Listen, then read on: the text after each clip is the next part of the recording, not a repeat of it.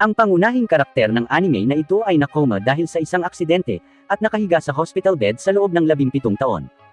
Isang araw, pagkatapos ng 17 taon, nalaman ng pamangkin ng pangunahing karakter, si Takafumi, na mahimalang nagising ang kanyang tiyuhin na si Ojisan na 17 taon na nakoma. Ngunit tila may mali sa utak ni Ojisan dahil sa aksidente sa sasakyan, at nakakapagsalita lamang siya ng wikang walang nakakaintindi. Ang ibang kamag-anak ay ayaw siyang alagaan dahil parang nababaliw na siya, at si Takafumi lang ang napilitan. Nang makitang naiinis si Takafumi, sinabi ni Ojisan ang hindi kapanipaniwalang katotohanan. Noong siya ay nakoma, naglakbay siya sa ibang mundo at naging pinakamalakas na bayani. Gayunpaman, iniisip lamang ni Takafumi na ang kanyang tiyuhin ay nababaliw, hindi pinapansin ang kanyang sinabi. Ngunit itinaas lamang ni Ojisan ang kanyang kamay, nakakagulat na nagpakawala ng isang whirlwind at pinalutang ang bote sa aparador. Nang makita ito, nabigla si Takafumi, at hindi mabilang na mga paraan ng paggamit ng magic para kumita ng pera ang dumadaan sa kanyang isipan. Gayunpaman, nagmamalasakit lamang si Ojisan sa kanyang paboritong console game, at iniisip kung may ilang nakakatuwang bagong laro. Sa kanyang sorpresa, sa 17 taon ng kanyang paglalakbay, ang mga console ng larong iyon ay luma na at matagal nang na-pull out sa merkado. Matapos makalabas si Ojisan sa ospital, tinulungan ni Takafumi si Ojisan na mag-post ng mga video, na nagpapakita ng kanyang mahika sa YouTube. Ngunit karamihan sa mga manunood ay nag-iisip na ang magic ay isang effects lamang at sinasabing ang mga video ay mukhang hindi totoo. Nang makasama si Ojisan, na-curious si Takafumi tungkol sa kanyang buhay sa ibang mundo. Ngunit nang pinag-uusapan ito, si Ojisan ay tila hindi kaaya-aya. Lumalabas na napakaganda ng lahat sa ibang mundo. Napagkamalan nila si Ojisan bilang isang orc dahil sa kanyang hitsura, at hinabol siya. Isang araw, niligtas niya ang isang babaeng elf. Sa hindi inaasahang pagkakataon, hindi siya pinasalamatan ng elf, sa halip, pinagalitan siya nito. Agad na napagtanto ni Takafumi na ang elf ay isang tsunere, at maaaring hindi sinasadya ni Ojisan ang isang pag-ibig. Dahil nasa ibang mundo siya sa loob ng 17 taon, hindi alam ni Ojisan ang mga pagbabago ng teknolohiya sa totoong mundo, at matigas ang ulo na gustong gamitin ang lumang cellphone mula 17 taon na ang nakakaraan. Nang pinag-uusapan nila ang mga makabagong teknolohiya, sinabi ni Ojisan ang kanyang isa pang karanasan sa ibang mundo. Minsan siyang gumamit ng kidlat na mahika kasama ang siyentipikong kaalaman sa electrolysis ng tubig upang lumikha ng isang garapon na maaaring lumikha ng tubig. Sa hindi inaasahan, itinuring siya ng mga tao sa ibang mundo bilang isang masamang wizard, at gusto siyang patayin. Sa wakas, namagitan sa kanila ang babaeng elf para sa kanya, upang makahanap siya ng pagkakataong tumakas. Gayunpaman, iniwan ni Ojisan ang babaeng elf ng mag-isa upang pigilan ang iba habang siya ay tumatakas lamang. Sinabi ni Takafumi na namiss muli ni Ojisan ang isang pag-ibig na masyadong mapurol para mapagtanto ito. Pagkatapos, nakahanap si Ojisan ng isang lumang cellphone sa internet. Gayunpaman, ang gastos sa pagpapadala ay hindi karaniwan at napakamahal. Upang makatipid, direktang lumipad siya mula sa balkonahe patungo sa isang malayong lungsod upang kunin ang telepono. Nang makita ang kanyang kakayahan, nabaliw si Takafumi sa pamimili sa internet, na hinihiling kay Ojisan na lumipad upang kunin sila, na nakakatipid ng malaking halaga sa mga gastos sa pagpapadala. Matapos matanggap ang delivery, balak ni Takafumi na buksan ang kahon ng delivery gamit ang isang kutsilyo, ngunit iniabot lamang sa kanya ni Ojisan ang isang kakaibang armas. Lumalabas na natutunan ni Ojisan ang magic ng storage at dinala sa totoong mundo ang lahat ng kagamitan sa ibang mundo. Gayunpaman, ang mga bagay na ito ay napakabihirang na hindi mahuhusgahan ng appraiser ng pawn shop ang halaga, at gusto lang nilang bilhin ang mga kagamitang ito sa presyo ng pagbili ng mga basura. Nang makitang mukhang proposal ring ang singsing na nakolekta ni Ojisan, nagtanong si Takafumi tungkol sa kanyang love story. Sa hindi inaasahang pagkakataon, binanggit ni Ojisan ang tungkol sa console ng mga laro. Parang ang games console ang kalaguyo niya. Ibinabalik ni Takafumi ang paksa sa pag-ibig. Noon lang, naalala ni Ojisan ang babaeng elf na nagligtas sa kanya noong taon na yon. Upang ipahayag ang kanyang pasasalamat, kumuha siya ng singsing at inilagay sa kamay ng elf. Mula sa ekspresyon ng babaeng elf, tila ang kahulugan ng pagsusuot ng singsing sa ibang mundo ay katulad ng sa totoong mundo, na ang ibig sabihin ay proposal. Ngunit gusto lang ni Ojisan na ibenta niya ito para sa pera. Kahit na namiss muli ni Ojisan ang isang pag-ibig, sinundan pa rin siya ng babaeng elf, tahimik na pinoprotektahan siya. Matapos marinig ang kwento, ibinalik ni Takafumi ang lahat ng kayamanan sa storage space ni Ojisan. Sa hindi inaasahan, ito ay nakunan at naging isang malaking hit sa internet. Sa makatuwid, opisyal na naging YouTuber si Ojisan. Gayunpaman, bumibili pa rin si Ojisan ng isang lumang magazine. Sa loob ng 17 taon ng kanyang paglalakbay, ang pag-ibig niya sa games console ang nagpapanatili sa kanya. Matapos bilhin ang magazine, sa wakas ay nakita niya ang mga resulta ng paligsahan sa mga console ng laro. Sa kanyang sorpresa, ang kanyang paboritong laro, ang Guardian Heroes ay nasa ibaba, at ang mga RPG na laro na hindi niya gusto ay nanalo sa first place. Galit na galit siya kaya lumipad siya sa langit na nagsagawa ng malakas na kidlat para ilabas ang kanyang emosyon. Pagkatapos huminahon, patuloy na pinag-uusapan ni Oji-san ang tungkol sa mga laro kasama si Takafumi. Si Oji-san ay halos hindi naglalaro ng mga larong RPG, ngunit sa ibang mundo, maraming mga plot na katulad ng mga larong RPG. Pagkatapos ay nagmahika si Oji-san ng Icarus Elrin, isang magic na maaaring magpakita ng mga alaala ng target. Direktang ipinapakita nito ang eksena ng napagkakamalang orc ng mga taga-nayon si Oji-san dahil sa kanyang pangit na mukha. Matapos niyang bugbugin ang pinuno ng nayon, sa wakas ay nakinig sila sa kanya. Dumating pala si Oji-san para alamin ang solusyon para harapin ang Flame Dragon, dahil nakatira ang Ice Clan sa secret room sa gitna ng village. Hanggat kaya niyang makuha ang puso ni Mabel, ang huling inapo ng Ice Clan, makukuha niya ang Ice Sword sa kamay nito at talunin ang Flame Dragon gamit nito. Ang paboritong bagay ni Mabel ay isang bulaklak na nakita niya kasama ang kanyang ina sa murang edad. Nang malaman ito, umalis si Oji-san. Iniisip ni Takafumi na kukunin ni Oji-san ang bulaklak.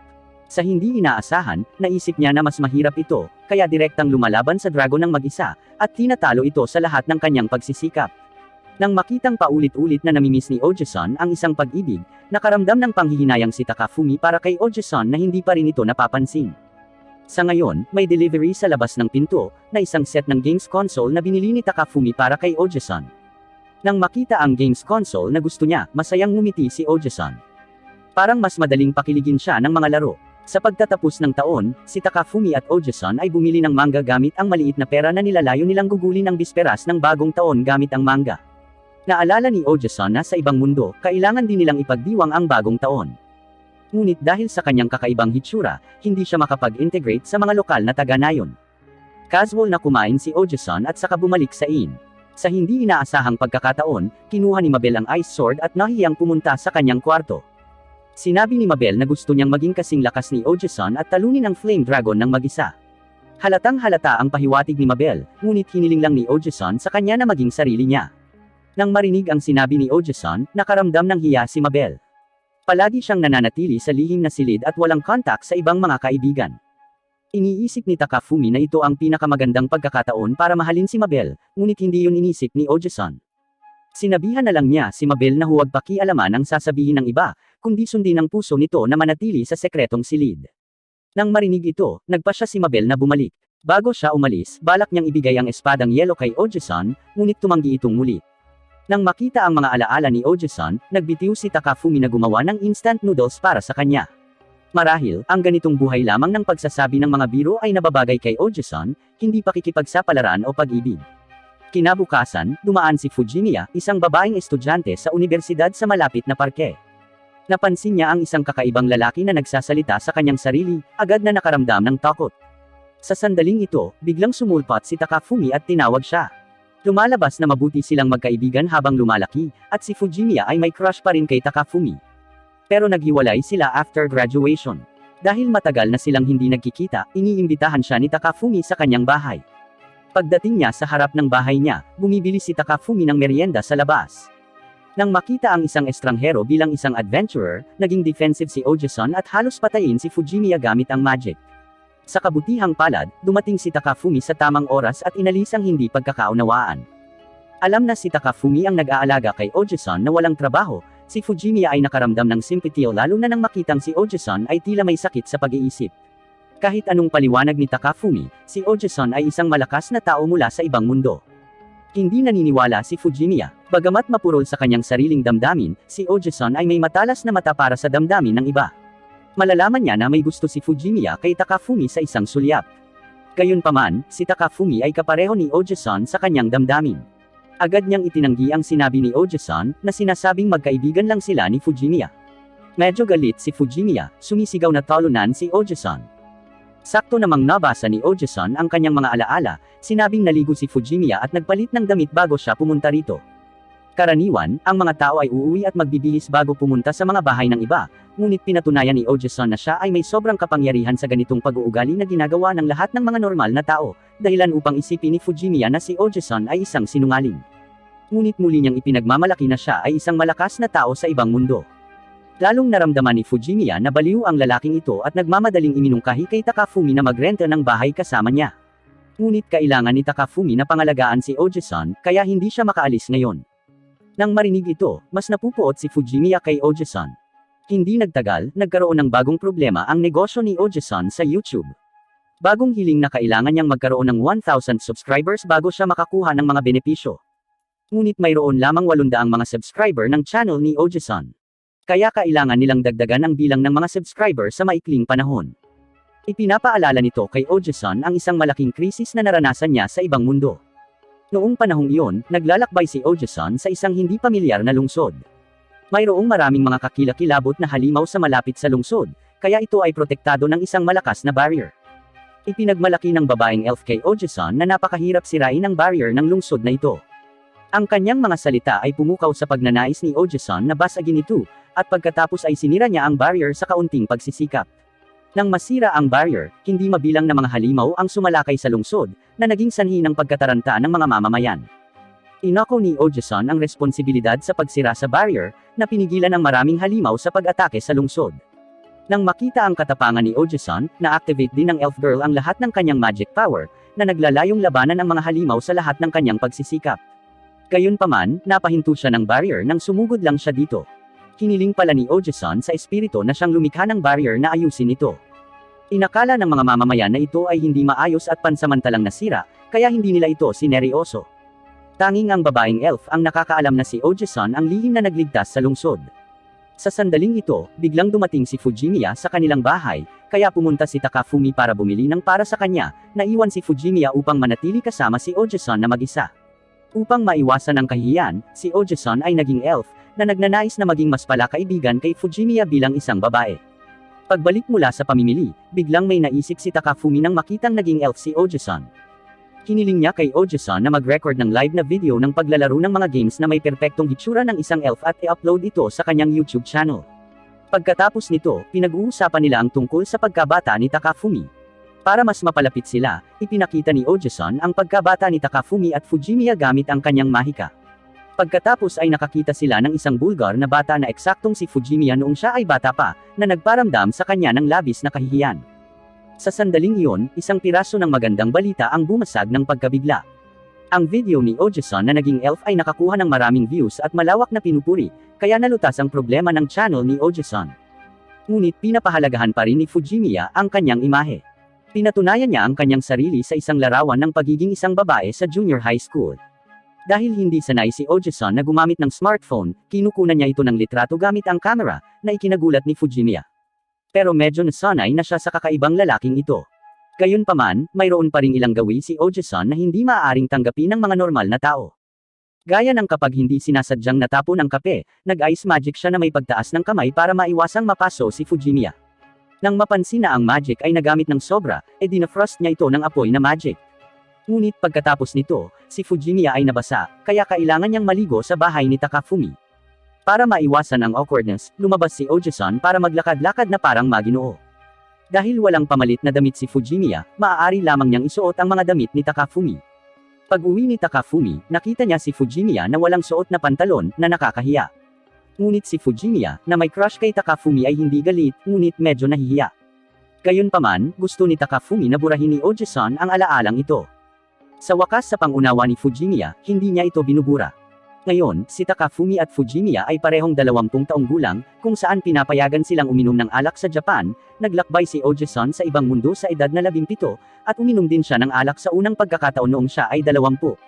Noong panahong iyon, upang ipagdiwang ang kanyang ika-20 kaarawan, nag-iisa siya sa isang tavern at nag-order sa sarili ng isang baso ng alak. Nang makitang mag-isa si Oji-san, umupo ang babaeng elf at nakipag-usap sa kanya. Nailigtas ni Oji-san ang babaeng elf mula sa mga halimaw, kaya laging may crush sa kanya ang babaeng elf. Matapos malasing, hindi inaasahang hiniling ni Oji-san sa babaeng elf na samahan siya sa inn.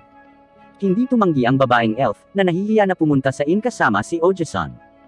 Gayunpaman, hindi niya ito iniimbitahan sa kanyang silid. Nalasing lang pala ito at kailangan ng tutulong sa kanya pabalik sa inn. Nang makita ang alaalang ito, naaawa sina Takafumi at Fujimiya sa kanyang pagka-slow. Ngayon, bumalik na si Oji-san sa Earth, ngunit hindi pa rin siya magaling sa pag-inom ng alak. Pagkatapos malasing, nag-alok siyang ihatid si Fujimiya. Ngunit hindi siya matino ngayon, lumilipad patungo sa langit gamit ang mahika ng hangin, na nakakatakot para kay Fujimiya at Takafumi. Pagkatapos nito, nag-iisip si Takafumi ng mas magandang paraan para kumita ng pera. Kung kayang maglaro ng profesional na baseball si Ojason gamit ang kanyang makapangyarihang salamangka, maaring siya ay maging isang invincible star player at kumita ng malaking pera. Ngunit iniisip ni Ojason na ito ay isang pandaraya at hindi patas sa pagsusumikap ng iba, kaya hindi siya sumang-ayon. Pagkatapos ay pinag-uusapan nila ang mga alaala ni Ojason sa ibang mundo. Matapos talunin ni Ojason ang Flame Dragon na walang Ice Sword, naging walang saysay para kay Mabel na bantayan ang espada. Kaya natarante si Mabel. Nahanap niya si Ojason na umaasang mapapamahalaan siya nito. Sa hindi inaasahang pagkakataon, naglabas si Ojason ng singsing at inilagay sa kamay ni Mabel. Naisip niyang sinadya ni Ojason na pakasalan siya at alagaan habang buhay. Pero sa totoo lang, gusto lang ni Ojason na ibenta niya ito para sa pera. Nagalit si Mabel at inatake si Ojason. Nang marinig ang tunog ng labanan, lumapit ang babaeng elf, ngunit nakita sila sa kakaibang posisyon. Akala ng babaeng elf ay ginugulo ni Ojason si Mabel, kaya pinasuko niya ito. Pagkatapos noon, sa wakas ay nalaman niyang hindi pagkakaunawaan iyon, at naging magkaibigan sila. Nang makita ang alaalang ito, biglang na-curious si Takafumi tungkol sa karanasan ni Ojason sa kanyang unang pagdating sa ibang mundo. Ipinakita ni Ojason ang mga alaalang ito. Noong panahong iyon, napagkamalan siyang orc at nakulong dahil pangit at hindi marunong magsalita ng kanilang wika. Noon lang, nag-alok ang espiritu na tumulong. Hiniling niya kay Ojason na mag-wish. Gayunpaman, hindi naintindihan ni Ojason kung ano ang sinabi ng espiritu, ngunit sa sandaling iyon, ang pinakamalaking hiling niya ay makipag-usap sa ibang tao at alisin ang hindi pagkakaunawaan. Kaya't binigyan siya ng espiritu ng kakayahan na tinatawag na Wild Talker, kung saan maaari siyang makipag-usap sa sinumang nilalang. Gayunpaman, napagkamalan siya ng mga tao bilang isang rare orc na maaaring magsalita at ibinenta siya sa isang mangangalakal. Sa madilim na kulungan, desperado si Ojason ngunit nagkaroon ng malakas na kapangyarihan. Gamit pala ang Wild Talker, diretsyong nakakausap ang mga elemental sa hangin. Pagkatapos noon, pinagkadalubhasaan niya ang elemental magic. Ginawang espada ni Ojason ang ilaw, hinati ang kulungan gamit ang isang hiwa at pinalaya ang iba pang mga hayop na nakulong din. Gayunpaman, ang mga hayop na ito ay mga halimaw at hindi inaasahang inatake nila si Ojason pagkatapos niyang palayain ang mga ito. Sa kabutihang palad, si Ojason ay maaaring gumawa ng iba't ibang mga mahika sa oras na iyon. Matapos makipaglaban sa isang buong gabi, natalo niya ang lahat ng mga halimaw at nakaipon ng maraming karanasan sa labanan. Nang maglaon, nakita ni Ojason ang elf na may matinding pakikipaglaban sa isang makamandag na dragon, at pinatay niya ito sa isang atake lamang. Matapos iligtas ang elf, magiliw na inilagay ni Ojason ang kanyang mga damit sa kanyang balikat. Nagkagusto noon ang elf kay Ojason at madalas siyang sinusundan. Ngunit si Ojason ay mapurol sa pag-ibig. Sa pagharap sa dalawang dilag na may crush sa kanya, wala siyang tugon, dahilan para magkahiwalay silang kumilos sa wakas. Nang si Ojason ay kumikilos ng mag-isa, nakilala niya ang isang grupo ng mga adventurer na may matinding pakikipaglaban sa isang hukbo ng mga goblins. Agad siyang nag-alok ng tulong at madaling natalo ang mga goblins. Pagkatapos nito, kinilala ng babaeng salamangkero ng mga adventurer si Ojason bilang ang nag-ayos ng barrier. Ayaw ni Ojason na malantad ang kanyang kakayahan, kaya binura niya ang mga alaala ng mga adventurer. Pero hindi nagtagal, nagkita ulit sila. Sa pagkakataong ito, hiniling ng mga adventurer kay Ojason na tulungan silang talunin ang isang halimaw, na mukhang isang malaking hedgehog. Ayaw ni Ojason na patayin ito noong una, ngunit naiintindihan niya ang sinabi ng hedgehog. Alam na pumapatay ito ng mga tao para sa kasiyahan, direktang pinatay ito ni Ojason gamit ang apoy na magic. Ang kanyang malakas na kapangyarihan ay nagpagulat sa mga adventurer. Samantala, may tumunog na phone sa tabi nila. Nakalimutan pala kunin ni Fujimiya ang phone niya. Kaya dinala ni Ojason si Takafumi para hanapin si Fujimiya gamit ang flying magic.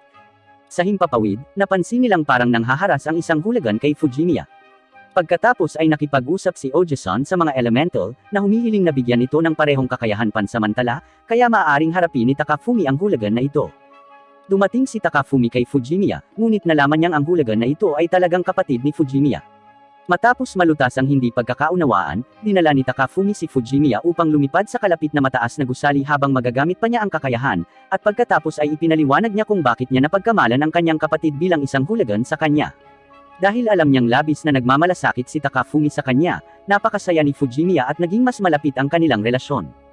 Pag-uwi nila, sinabihan sila ni Ojason tungkol sa mga bayani. Sa ibang mundo, ang mga bayani ay ganap na pangunahing tauhan. At sa mundong pinuntahan ni Ojason, ang bida ay ang babaeng magician sa mga adventurer. Ngunit napakahina ng koponan ng mga bayani kaya hindi makapaniwala sina Takafumi at Fujimiya na sila ang mga bayani ng mundo pagkatapos nilang makita sila. Napansin din ito ni Oji-san na kakaiba, kaya sinuri niya ang memorya ng babaeng salamangkero na si Alicia, at nalaman na ang dahilan kung bakit siya tinuturing na bayani, ay ang pagtalo niya sa hukbo ng mga goblins. Pero sa totoo lang, natalo ito ni Oji-san. Pagkatapos nito, napilitan ang pangkat ni Alicia na tanggapin ang ilang mga gawain na lampas sa kanilang mga kakayahan. Kaya't maaari lamang silang sundan ni Oji-san sa mga gawain ito. Sa isang dungeon, may isang makapangyarihang staff. Matapos makapasok sa dungeon, agad na nakita ni Oji-san na mayroong isang lihim na daanan na maaaring direktang humantong sa pinakamalalim na bahagi ng dungeon.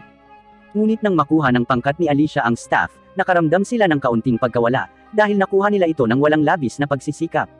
Kaya't ginawa ni Oji-san ang magic ng pagtanggal ng mga alaala at pagkatapos ay pinatulog ang mga ito, at ibinalik ang mga ito sa pasukan. Pagkatapos nito, muli silang pumasok sa pinakamalalim na bahagi ng dungeon sa pamamagitan ng normal na ruta, at nakuha ang staff. Sa pagkakataong ito, nagsikap si Alicia at ang kanyang mga kasama, kaya tuwang-tuwa siya nang makuha niya ang staff. Ipinakita ni Alicia ang kanyang pasasalamat kay Oji-san at binigyan siya ng 3 healing charm bilang kapalit. Matapos umalis sa pangkat ni Alicia, natagpuan ni Oji-san ang hukbo ng kaharian, at sa pamamagitan ng pagbabasa ng alaala ng opisyal, natagpuan niya ang posisyon ng mataas na pari ng simbahan at ang commander ng hukbo. Pagkatapos nito, direktang lumipad si Oji-san sa punong tanggapan ng hukbo ng kaharian. Alam pala ng commander at ng punong pari na mahina sa lakas si Alicia, at sinadya nilang gawin ang mahihirap na gawain kay Alicia.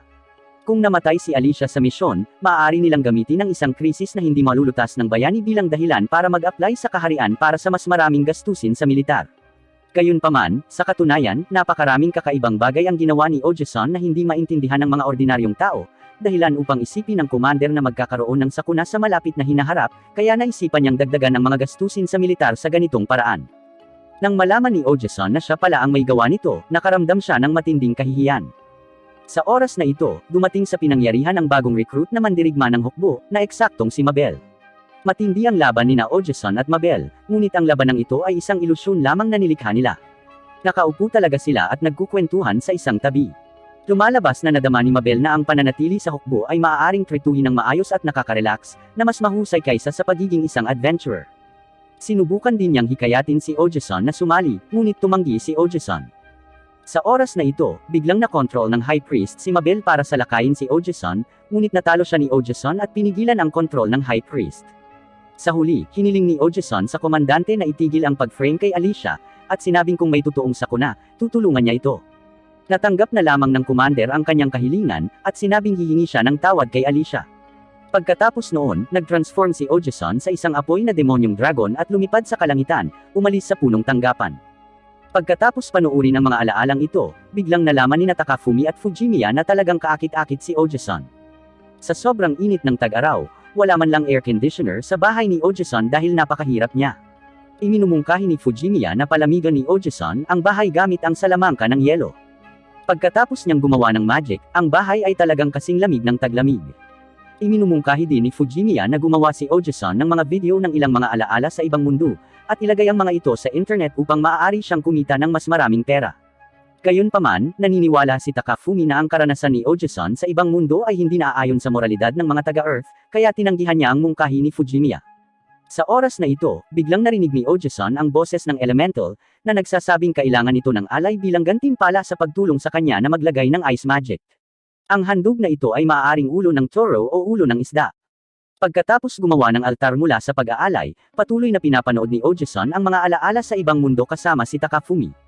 Matapos mag-transform si Oji-san bilang Flame Demon Dragon, nawalan siya ng malay dahil masyadong matagal ang kanyang pagbabago. Kapag natalo na siya, saka lang niya mababawi ang kanyang katinoan. Kaya't lumipad ang elf sa kalangitan at nilabanan ang Flame Dragon. Matapos ang isang mahirap na labanan, sa wakas ay natalo ng elf si Oji-san, kaya nagawa ni Oji-san na bumalik sa kanyang anyo bilang tao. Kaagad pagkatapos, natagpuan ng isang mangangalakal na may malaking bilang ng mga mersenaryo ang elf, na may utang sa kanya ng maraming pera. Ang elf ay gumawa din ng isang mahiwagang kontrata sa mangangalakal, at kung hindi siya magbabayad, siya ay magiging kanyang alipin. Upang mabayaran ang elf sa ginawa niyang pagbalik sa kanya sa isang tao, sinira ni Oji-san ang magic contract gamit ang isang espada. Ipinadala ng mangangalakal ang pinuno ng mga mersenaryo upang parusahan si Oji-san at ang elf. Ngunit direktang binigyan ni Ojeson ang mangangalakal ng isang mamahaling singsing, at binayaran ang utang ng elf. Walang makakaasa na babayaran ni Ojeson ang utang, kaya laking gulat nilang lahat. Hindi pa naliligo si Ojeson simula nung naging Flame Demon Dragon siya, plus naging madumi ang elf dahil sa labanan kanina, kaya sabay silang pumunta sa malapit na hot spring para maligo. Sa oras na ito, naantala ni Ojeson ang kanyang mga alaala dahil sa lamig. Ang salamangka ng yelo ay may talagang magandang epekto sa paglamig, kaya mararamdaman nila ang temperatura ng taglamig sa tag-araw. Sa ganitong paraan, nagkaroon ng mainit na araw sina Takafumi at Ojeson sa napakalamig na bahay. Maya-maya, pumunta ang kaklase ni Fujimiya sa bahay ni Ojeson. Nakita niya si Takafumi at Ojeson minsan, at sa tingin niya ay kakaiba silang mga tao. Dumating din ang nakababatang kapatid ni Fujimiya sa bahay ni Ojeson. Dahil sa kanyang nakakatakot na hitsura, mas kumbinsido ang kaklase ni Fujimiya na nasa panganib si Fujimiya. Kaya ang kaklase ni Fujimiya ay pumunta sa bahay ni Ojeson, na nagbabalak na iligtas si Fujimiya. Alam ni Fujimiya na hindi naiintindihan ng kanyang kaklase si Takafumi. Kaya't sinabi niya sa kanyang kaklase na sina Ojeson at Takafumi, bagaman kakaiba ang hitsura, ay talagang mabubuting tao. Noon lamang natuklasan ng kanyang kaklase na may gusto si Fujimiya kay Takafumi. Ipinakita ng kaklase ni Fujimiya kay Takafumi ang ilang larawan ni Fujimiya upang makita kung gusto rin niya si Fujimiya. Nang makita ni Takafumi ang mga larawang ito, ipinakita rin niya na crush niya si Fujimiya. Sa oras na ito, hindi sinasadyang gumawa ng mahika si Ojeson. Hindi alam ng kaklase ni Fujimiya o ng kanyang kapatid na si Ojeson ay isang transmigrationer. Napagtanto ni Ojeson na siya ay nagkamali, at nagpa siya na tanggalin ang kanilang mga alaala. Mabilis na inilabas ni Fujimiya ang kanyang kaklase at kapatid sa bahay ni Ojeson. Dahil sa tingin niya ay masamang bagay na tanggalin ang alaala, naalala ni Ojeson na noong nasa ibang mundo siya, may nagpahayag ng kaparehong kaisipan. Sa oras na iyon, magkasamang pumunta si Ojeson at ang elf sa hot spring. Nagulat si Ojeson nang makita ang isang sign na nakasulat sa Japanese sa pasukan ng hot spring inn. Sinabi ng elf kay Ojeson na may iba pang mga transmigrationer na dumating sa mundong ito maraming taon na ang nakararaan. Ang isa sa kanila ay nagpatakbo ng isang hot spring inn dito noong siya ay tumanda, ngunit siya ay namatay sa katandaan 20 taon na ang nakalilipas. Pagkatapos magbabad sa hot spring, ang elf at si Ojeson ay natulog sa iisang kwarto. Sa gabi, gustong imasahe ni Ojeson ang elf. Nakaugalian ng mga Hapon na magpamasahe pagkatapos magbabad sa mainit na bukal, ngunit hindi ito alam ng elf.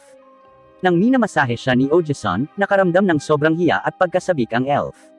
Ngunit sa sandaling iyon, natuklasan ni Ojeson na si Alicia at ang kanyang koponan ay nakikinig sa kanyang pakikipag-usap sa katabing kwarto. Pagkalabas pala ng dungeon ay nagtungo sila sa kalapit na kagubatan para ipagpatuloy ang kanilang pakikipagsapalaran, at ngayon, nagkataon na tumuloy din sila sa hot spring inn. Matapos nilang matuklasan na si Ojeson ay kapitbahay, nag-eavesdrop sila sa kanya dahil sa curiosity. Sa oras na ito, nalaman ng elf na ang staff na nakuha ni Alicia mula sa dungeon ay isang sinaunang relic. Bukod dito, nakuha din ng pangkat ni Alicia ang iba pang mga sinaunang relic. Ngunit hindi nila alam na ang mga relic ay mahalaga, kaya hindi nila ito iniingatan ng mabuti at iniwan ang isa sa mga ito sa kagubatan. Nais ng elf na panatilihing ligtas ang mga relic, kaya agad siyang umalis sa bahay panuluyan at pumunta sa kagubatan upang hanapin ang mga relic. Sa oras na ito, hindi inaasahang nasunog ang inn. Nakita ni Ojeson na tila may mga halimaw sa apoy. Kinilala ito ni Alicia bilang isang halimaw na dalubhasa sa hypnosis, at makokontrol nito ang mga aksyon ng tao sa pamamagitan ng hypnosis. Mayroon ding dalawang kakaibang ibon sa kalangitan, at sinadya ni Ojeson na patayin sila gamit ang mahika, ngunit natuklasan niya na hindi na siya makagamit ng magic. Ito ay lumabas na ang dalawang kakaibang ibon sa kalangitan ay maaaring pigilan ang mga tao sa paghahagis ng mahika. Kung hindi kayang mag-magic si Ojeson, ang lakas niya ay katulad ng sa mga ordinaryong tao. Sa kabutihang palad, nagpa siya si Alicia at ang kanyang mga kasamahan na tumayo para kay Ojeson upang labanan ang halimaw. Bilang karagdagan, may 3 charms si Ojeson na hindi maaapektuhan ng mga ibon. Sa pamamagitan ng paggamit ng 3 charms, nagagawa ni Ojeson ang hangin, apoy, at ice magic. Pagkatapos ay lumipad siya sa langit gamit ang mahika ng hangin, at pinatay ang isang kakaibang ibon gamit ang mahika ng apoy. Maya-maya, lumapag siya sa lupa gamit ang ice magic. Isa pang kakaibang ibon ang pinatay ng elf. Pagkatapos ay natagpuan ng elf ang sinaunang relic, isang mahiwagang sniper rifle kung saan maaaring barilin ng gumagamit sa malalayong distansya. Bagamat napatay ang mga kakaibang ibon, hindi pa rin nakapagbigay ng mahika si Ojeson sa ngayon.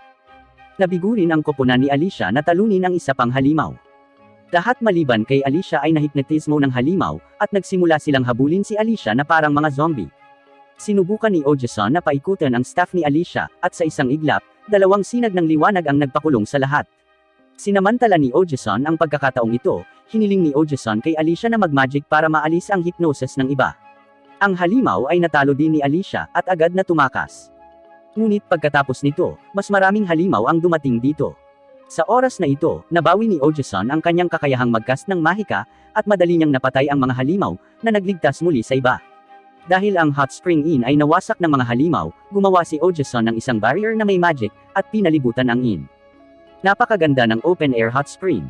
Nagustuhan ng may-ari ng inn ang hot spring na ito, at ipinakita ang kanyang pasasalamat kay Ojason. Habang nakababad si Ojason sa hot spring, biglang lumapit sa kanya si Alicia na nakasuot ng manipis na damit, at hindi sinasadyang napakita ang kanyang katawan. Nang makita ito ni Ojason ay agad niyang binura ang alaala. Nang matuklasan ni Alicia na maaaring burahin ni Ojason ang kanyang memorya, tinanong niya kung naalis na ba ni Ojason ang kanyang memorya. Dahil sa ayaw niyang magsinungaling, inamin ni Ojason na nalinas niya ang alaala ni Alicia. Nalungkot si Alicia at hiniling kay Ojason na huwag nang burahin ang kanyang mga alaala, dahil ayaw niyang makalimutan ang mga panahong kasama niya si Ojason. Matapos marinig iyon, nilinis ni Ojason ang kanyang memorya na nakita ang kanyang katawan. Gustong haburin ni Alicia ang kanyang damit para ipaalala kay Ojason ang alaalang ito. Nakita ng elf ang eksenang ito sa di kalayuan, at siya ay labis na nagseselos, kaya patuloy niyang binaril si Ojason gamit ang mga sinaunang relic. Natakot si Ojason at tumakas pabalik sa hotel. Masasabi ni Takafumi at Fujimiya na si Alicia ay umiibig kay Ojason, ngunit hindi ito naramdaman ni Ojason. Sa wakas, sinabi ni Ojason sa kanila na bilang karagdagan sa pagbuburo ng mga alaala, maaari rin siyang mag-magic para maalis ang mga emosyon, kaya si Ojason ay laging napakakalmado tungkol sa pag-ibig. Hiniling ni Takafumi kay Ojason na ihagis ang parehong magic sa kanya ng sabay-sabay, at pagkatapos ay naging mahinahon din siyang tao. Di nagtagal, habang naglalaro ng musika sa bahay, kinukwento ni Ojason ang tungkol sa pakikipagtagpo niya sa isang kumakantang hayop sa ibang mundo. Noong panahong iyon, binigyan siya ng misyon na talunin ang kumakanta na hayop sa kagubatan. Nang maglaon, natuklasan ni Ojason na ang kumakanta ay talagang si Mabel. Kamakailan, siya ay gumagala sa kagubatan, at upang takutin ang mga mapanganib na hayop, gumawa siya ng isang malaking horror ice sculpture. Si Mabel ay kumakanta kapag siya ay naiinip, kaya ang ice sculpture ay itinuturing na isang kumakanta na hayop. Nang malaman ni Mabel na si Ojason ang inatas ang talunin ang kumanta na hayop, ginawa niyang mawala ang iskultura ng yelo, at nangakong aalis sa kagubatan. Gayunpaman, nakaramdam ng pag-aalala si Mabel. Hindi niya alam kung saan siya susunod na maninirahan pagkatapos umalis sa kagubatan. Naisip ni Ojason na magaling kumanta si Mabel, at iminungkahi niya na maging bard si Mabel. Nagpapasalamat si Mabel sa payo ni Ojason, at nag-alok siyang kumanta ng kanta mula sa Earth para kay Ojason, kaya tinuruan siya ni Ojason ng kanta. Perpektong kinanta ni Mabel ang kanta. Si Ojason na malayo sa Earth sa loob ng maraming taon, narinig muli ang mga kanta ng kanyang bayan at napaiyak.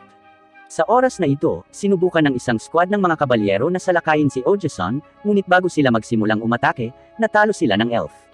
Nakita ng elf na kumakanta si Mabel para kay Ojason, at agad na nakaramdam ng matinding inggit. Pagkatapos ay tinanong niya si Ojason kung bakit napakalapit nito kay Mabel, samantalang siya ang unang nakilala ni Ojason, ngunit hindi nila alam ang mga pangalan ng isa't isa. Kaya sinabi ni Ojason ang kanyang tunay na pangalan. Si Ojason ay palaging gumagamit ng pekeng pangalan noon, at ito ang unang pagkakataon niyang sabihin sa iba ang kanyang tunay na pangalan. Ang elf ay labis na naantig, at sinabi rin sa kanya ang kanyang buong pangalan. Ngunit napakahaba ng pangalan na hindi na ito matandaan ni Ojason, kaya binigyan ni Ojason ang elf ng pangalang Hapon, na labis na ikinatuwa ng elf. Pagkatapos noon, dumating din si Mabel kay Ojason. May malapit na templo na sinasabing may malaking kahalagahan sa transmigration. Naisip ni Ojason na maaaring payagan siya ng templo na bumalik sa Earth. Kaya't naglunsad siya ng pag-atake sa mga nilalang sa templo. Ang nilalang sa templo ay isang espiritu na walang pisikal na katawan, at ang ordinaryong mahika ay hindi maaaring magdulot ng pinsala dito. Gayun din ang espiritu ay may napakalakas na espiritual na mahika, na direktang kinokontrol si Ojason. Sa oras na ito, dumating ang pangkat ni Alicia, at ginamit ni Alicia ang staff upang alisin ang mahika ng espiritu. Sa makatuwid, bumalik sa normal si Ojason. Sa pagkakataong ito, huminto si Ojason sa pag-atake sa espiritu, at itinapon niya ang lalagyan na naglalaman ng kaluluwa ng Flame Demon Dragon, sinusubukang makuha ang kaluluwa ng Flame Demon Dragon na sumipsip ng espiritu. Nang makuha ng kaluluwa ng Flame Demon Dragon ang espiritu, si Mabel at ang iba pa ay natakot. Wala silang ideya kung paano lalabanan ang dalawang makapangyarihang puwersang ito. Tila sobrang kumpiyansa si Ojason dahil mayroon silang Ice Sword na makakapigil sa Flame Demon Dragon. Si Mabel ay ang tanging tao sa lugar na maaaring kontrolin ang espada, ngunit siya ay masyadong takot na kumilos sa pamamagitan ng nilalang sa kanyang harapan. Nang ang lahat ay desperado na, kumilos ang elf. Nagpasya siyang patayin ang Flame Demon Dragon sa mas mabilis na kilos at mas malakas na kapangyarihan. Upang patunayan ang kanyang lakas, ipinakita niya ang espada na dala niya, at pagkatapos ay sinabi sa kanila ang kanyang plano sa labanan, na humihiling kay Ojeson na tulungan siyang kumpletuhin ang plano. Sa ganitong paraan, kahit wala ang Ice Sword, maaari silang manalo. Ngayon, handa na ang lahat. Masaya si Mabel na hindi niya kailangang sumali sa laban na ito, na nagbabalak na manood mula sa gilid. Sa hindi inaasahan, siya ay tinarget ng Flame Demon Dragon. Lumalabas na ang Flame Demon Dragon at ang Ice Clan ay magkaaway. Nang matuklasan ito ni Ojeson, nagpasya siyang samantalahin ito, at ginamit si Mabel bilang bitag para maakit ang atensyon ng kalaban, at makaabala ng oras para lumaban ang elf. Sa oras na ito, napansin ni Ojeson na masama ang pakiramdam ng elf.